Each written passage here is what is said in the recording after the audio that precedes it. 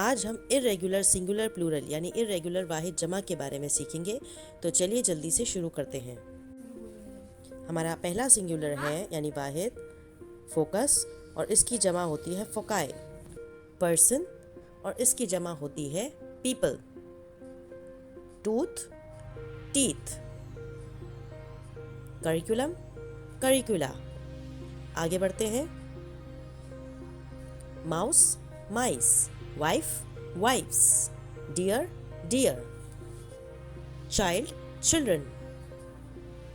Quiz, quizzes. Index, indices. Datum, data. Data plural है।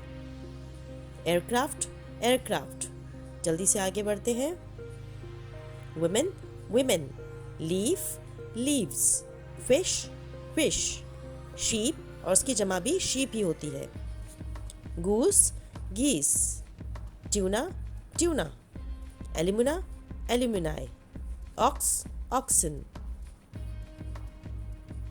Larva, larvae. Erratum, एराटा।